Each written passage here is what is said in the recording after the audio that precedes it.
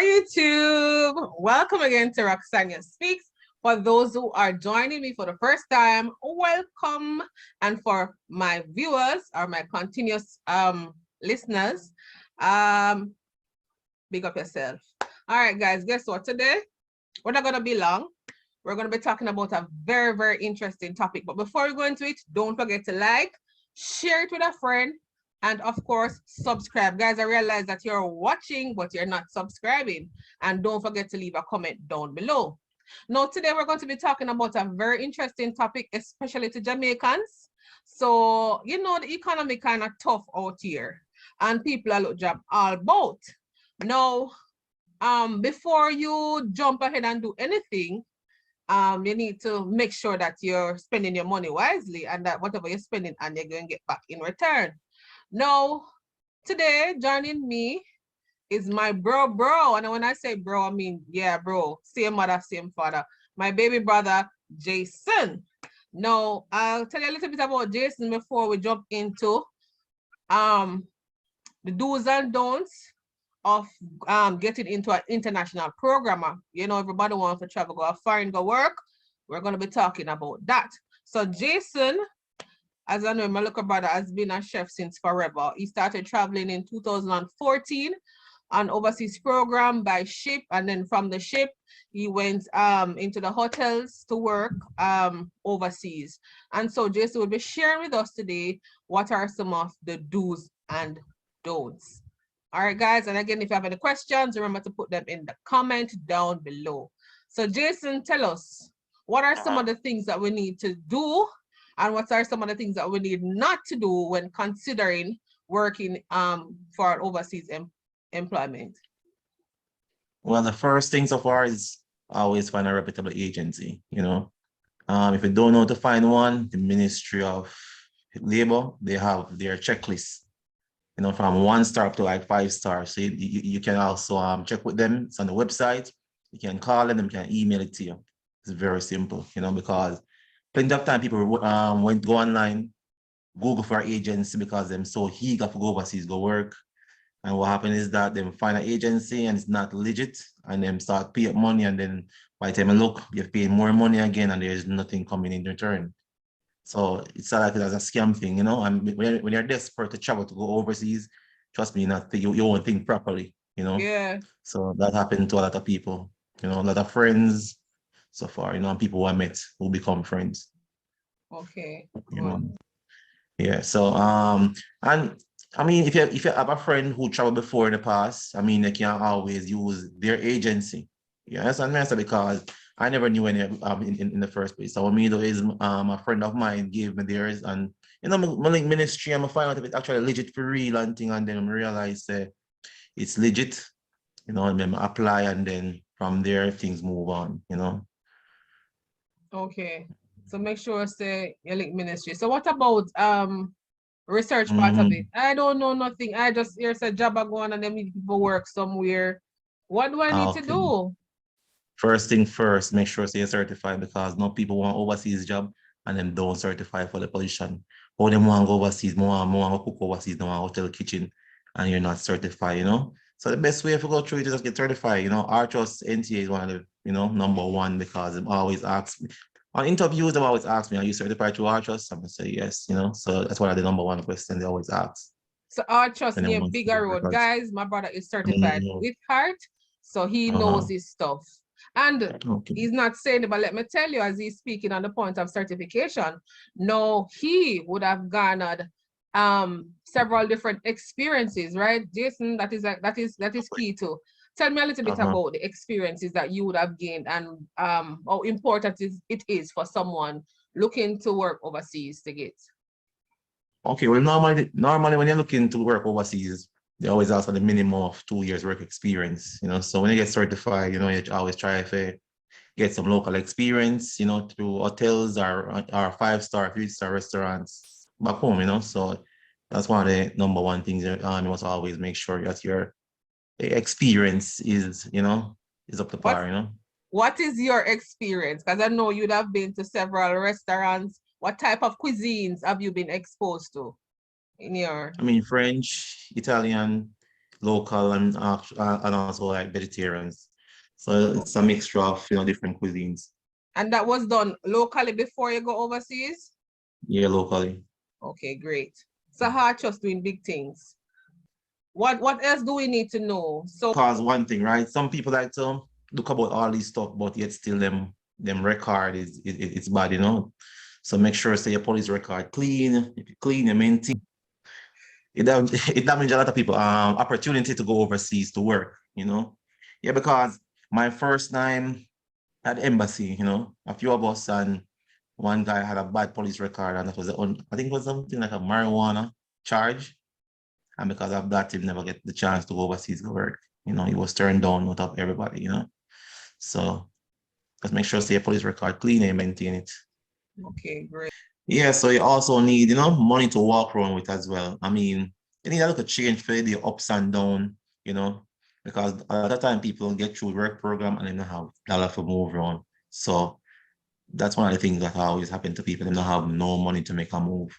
And some agencies, oh, wait, one more thing, right? Under the H2B program, because I'm on it, the work and travel program is like H2B, right? You have J1, you have H2B, which is the adult one, right? And H2B, they don't normally require you to pay any fee at all, just the transportation to move around to go from embassy to airport, so no money at all. No money for visa application form, no money for plane fare, because you have a few agencies out there, they actually charge you for it. And it's illegal actually, so it's not supposed to be charged because the property already paid for everything, every single thing. Okay. Yeah. What about, you mentioned earlier when you were talking about doing the research and going through Ministry of Labor, the list of agencies that you mentioned, is there some kind of rating? How do I know which one I should choose to apply to? I mean, you have 5 stars, though. I mean, 5 stars is the highest, and 1 star is the lowest. So you always want to choose like the highest. I go through Adnil Agency. They're like the #1 agency back home, and they're based in Westmoreland, White House. So I can give you the number. You post it below in the description. Right. So I'll Yeah. put it down, guys. Uh-huh. Okay. Well, Jason, I think that is enough information for us to go on. But one more thing, Jason, what are some of the red flags? Because Yeah. sometimes people are desperate, as you said earlier, about getting an overseas opportunity, that as something come up, them gone with it. What are some of the red flags? What are some of the things that we need to be mindful of to say, hey, wonder if this legit or not? What are some of the things that can tell you that it is not a legitimate business? Okay. Well, normally, as I said before, H2B program, they don't have no money at all. You understand me? I said, so once you call them, or you do an interview and them ask you for money, it's normally like a red flag. The money part of it, you can ask for money because H2B program is, I'm gonna say it's free. You're not paying no money none at all. The property asks you, the property pay for everything for you. You understand me? I say from your plane fare, go right down to your visa application form. So when I'm asking for money, say, boy, this looking at fishy because this is supposed to happen. And people tend to want to pay up money, hand over documents, and you don't do your research on the agency. So once that agency is not under the ministry, that's a red flag. You understand me? And then what make it even better too for you? You can even call the property. For example, let me say you get through with property.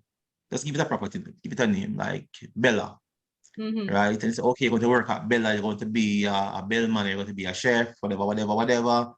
You can Google Bella, the property name, speak to someone from the HR department, ask them if they're doing recruitment from Jamaica, H2B program, etc., etc. And then tell us, yes, you ask them the agency name. You understand me? I say?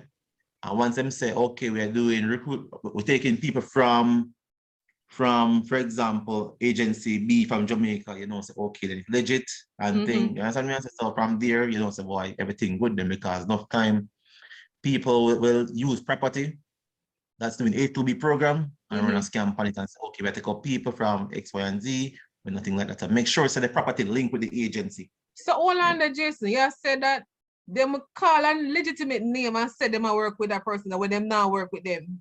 Yeah, yeah, Oh, so you have to exactly. verify back now with the property to say, Yeah, oh, I get yeah. you. For example, now I get an interview and then say, yeah, me get through the job and I work at Panama City at a hotel name, Hotel A, and thing. Me now we go behind the back the agency back and call Hotel A and find out say, hey, are you doing international, are you doing a work and travel program, whatever, are you so and so, so and so? Them say yes. They say what agency is it back home? They will say, okay, we're using Adnil Agency.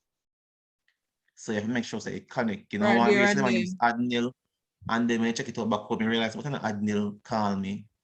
You understand me? I say so and so agency call me, so people pull off scam like that. Just like a lot of scam.